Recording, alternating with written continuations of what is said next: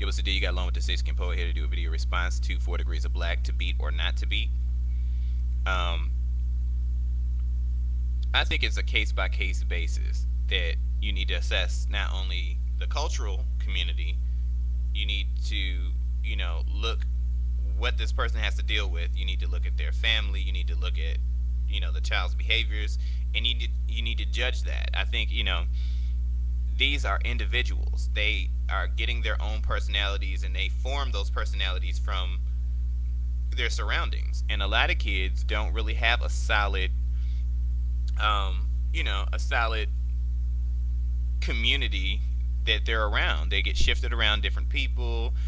They're learning different values from different places, and the child is everywhere, and they're gonna form their own identity based on that. And so, for a parent to get mad that they don't follow their specific, upbringing, and again, it depends on that community. Some people are more stringent and don't really have their kids around a whole bunch of people. But in most cases, yes, kids have babysitters. They get shipped off to daycare, schools, all these different people, and then people, as far as their mentality and where they're at, they may not show kids all the time things that are the most helpful to them to be learning. So I think to beat a child, it can be wrong, and then sometimes it's necessary. Me coming up as a youth, I was oftentimes beat, and a lot of times for things that I didn't do. Um, I could have acted out of rebellion to them, but I think that I just learned a lesson that there's when you're wrong, and then there's when you're right, and you have to really look at the child and assess whether or not that's necessary. I think a lot of kids nowadays, it is necessary. I have handed out my fair share of ass whippings, but I have to visually see a child doing wrong. A lot of my friends' kids, some of the kids I know, their fathers aren't around. They don't understand what it is to have a father figure, and they walk all up and down over their mother. And that's just because they don't have that father figure there to put that foot down. I think there's a certain level of fear that people get from, you know, a father figure. Not in all cases, but in a lot of cases, there's more fear in the father than the mother. Um, but some situations, the mother can be a little fierce. So but in my experience, more men, children tend to be more afraid, and kids need fear. Like it was said in the video, kids need to fear things because they need to be able to correlate fear with the real world. And because parents shield their kids from the real world in a lot of situations, they need to be able to have some idea of what that is.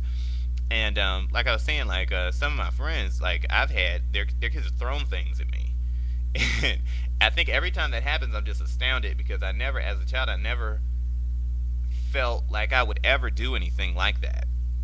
So I think if a child puts their hands on somebody, and I don't care whether it's another child or an adult, they need to get their ass whooped because kids need to understand nowadays that you don't put your hands on somebody else.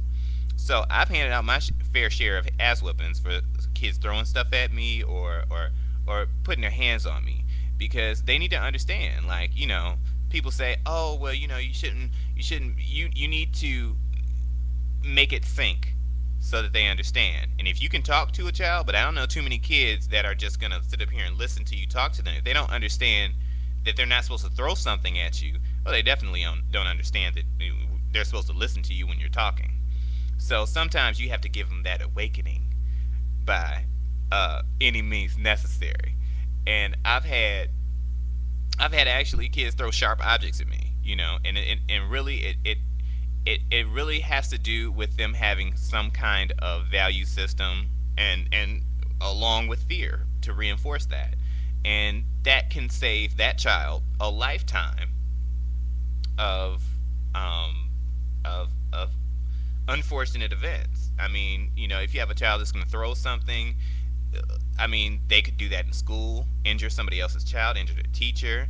They could end up suing the parents or the parent.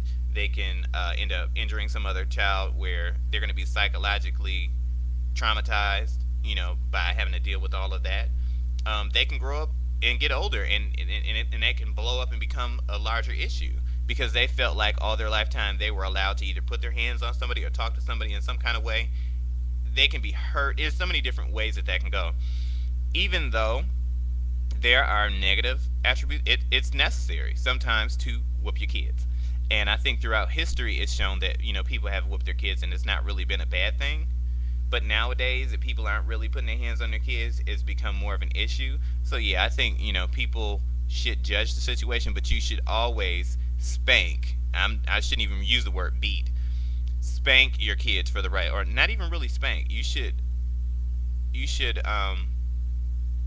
what's the word? I can't even think of the word I'm looking for. But you should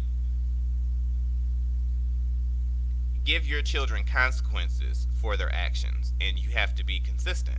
I think consistency is very important, and those things are lacking, and so we see the issues that kids are having. There's my take on it, along with the six can pull with two fingers, and I'm out.